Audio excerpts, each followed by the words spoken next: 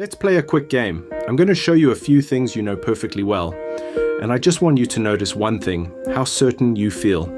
Because in the next few minutes, I'm going to prove that your own memory has been lying to you, quietly, your entire life. Take famous icons, a face like Frida Kahlo, a star like David Bowie. You're certain you'd recognize every detail. Hold on to that certainty for a second, or a name you've read 100 times. You'd bet real money on how it's spelled, and you would lose that bet. Picture the fruit of the Loom logo. The apples, the grapes, the leaves, all spilling out of a little brown cornucopia, that horn-shaped basket stuffed with fruit. You can see it clearly. Here's the problem. There has never been a cornucopia in that logo, ever. Welcome to the Mandela Effect. It's named after a woman who, back in 2009, remembered something completely impossible. Fiona Broome clearly remembered that Nelson Mandela had died in prison back in the 1980s. The news coverage, the funeral, the grief, except he didn't. Mandela walked free in 1990, became president, and lived until 2013. Her vivid, detailed memory was simply false. So she gave the phenomenon a name, the Mandela Effect, a false memory, somehow shared by enormous groups of people at once. And that's the truly unsettling part. She wasn't alone. Thousands of strangers remembered the exact same death in the exact same impossible decade. Because a false memory isn't just forgetting, it's remembering something specific, detailed, and confident that never actually happened. Take the Berenstain Bears, those childhood books. You know how it's spelled, right? B-E-R-E-N-S-T-E-I-N, Berenstein. Wrong. It has always been Berenstein with an A. Your brain quietly swapped the letters to the version it expected to see. So, why does this happen? It's not parallel universes. It's not a glitch in reality. The answer is hiding inside your own head. Your brain runs on shortcuts called schemas, templates for how things usually go, and it trusts those templates more than it trusts the truth.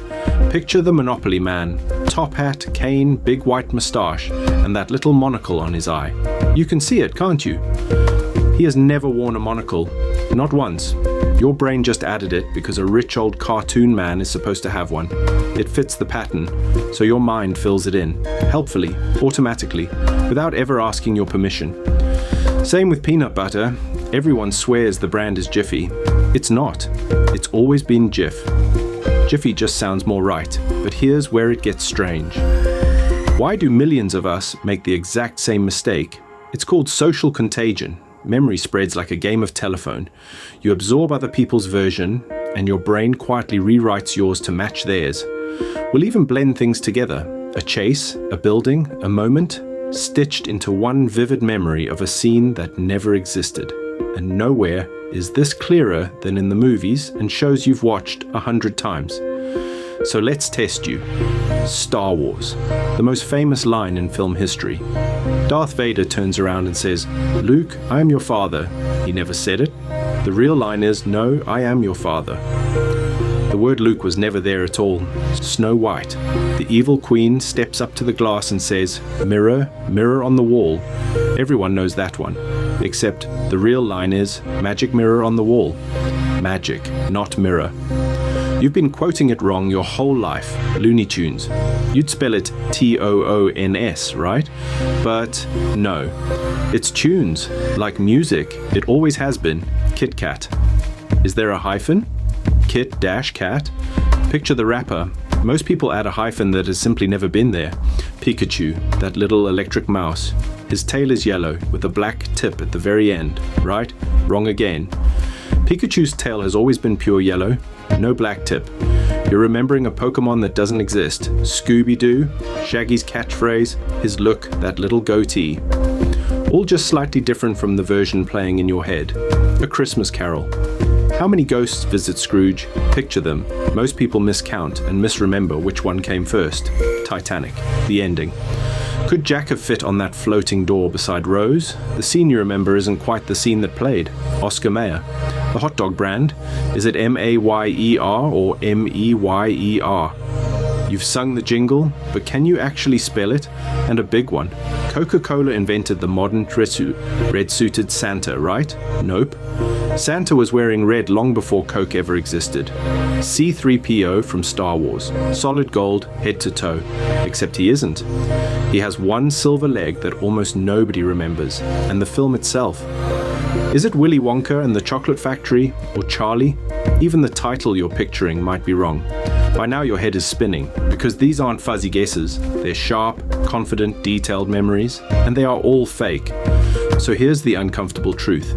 Your memory is not a recording. It's not a video you press play on. It is a reconstruction.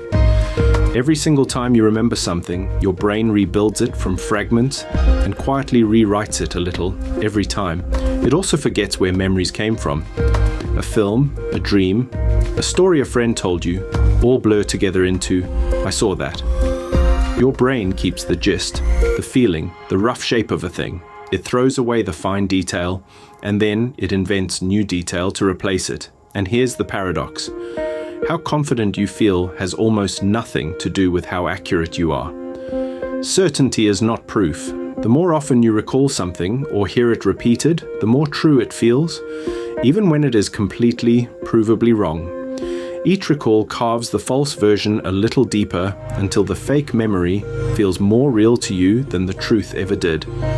And a single suggestive word can plant an idea. Ask people how fast cars were going when they smashed, and they remember a faster, more violent crash. The psychologist Elizabeth Loftus proved you can implant entire fake memories, convincing grown adults they once got lost in a shopping mall as a child. Your brain simply fills the gap with confident invention. It's called confabulation, and it hands you the fiction as if it was solid fact. Put people in a group, and it gets worse. We adopt each other's false memories until an entire room remembers the same wrong thing. We believe it because it feels real. And to your brain, a memory that feels real is completely indistinguishable from one that is. Want more? The show. Is it Sex in the City? It's Sex and the City. Everyone says in. It has always been and yes, one more time. Vader never said Luke. If your brain still insists he did, that right there is the effect, happening live. Interview with the vampire, or interview with a vampire. Even famous film titles get quietly rewritten in our shared memory. Curious George, the little monkey, picture his tail. He has never had one. But monkeys have tails, so your brain politely added it. Casablanca. Play it again, Sam. One of the most quoted movie lines of all time. And it was never actually said in the film. Even tiny details slip. The metal-toothed villain Jaws had a girlfriend, and millions of people remember her braces that were never there. None of this means you are broken. It means human memory was never built to be a perfect archive in the first place. It was built to be fast, useful, and good enough to keep you alive, not accurate. Accuracy was never really the goal. And the Bears? One more time, slowly. Berenstain, with an A. Read it twice. It still feels wrong, doesn't it? Because when you poll thousands of people, the majority, not a handful, the majority, confidently remember these the wrong way. Nostalgia makes it worse. The warmer and older the memory, the more your brain polishes and edits it into the version you'd prefer. So a false memory shared by millions isn't a crack in reality. It's millions of nearly identical brains, all taking the exact same shortcut. And when everyone around you agrees, it creates an illusion of proof. We mistake a shared mistake for a shared truth, which leads to the real revelation. The Mandela Effect was never really about logos or cartoons or movie quotes at all. It's a window into something far bigger, the story of your own life. Your past is a reconstruction, edited a little every time you recall it. So think of your memory less like a sealed vault and more like a garden. It grows, it shifts, and you have to tend it. What do you do with all this? You get just a little more humble about that powerful little phrase, I'm certain. When something truly matters, you check the source instead of trusting the feeling. Write it down. Look it up. Don't just remember. And you make a quiet peace with it. Accepting that some of what you know is simply your brain's best, most confident guess. The cornucopia, the monocle, Luke, the silver leg, all of it, proof of the same quiet truth running underneath everything you remember. But your brain isn't broken. This gap filling is a feature, not a flaw, a fast predictive system that has kept your species alive. So the next time you are absolutely certain, just pause and ask one simple question. Am I remembering this, or is my brain filling in the blanks? There's a new one of these every week, the hidden wiring behind how you think. Subscribe, and I'll see you in the next one.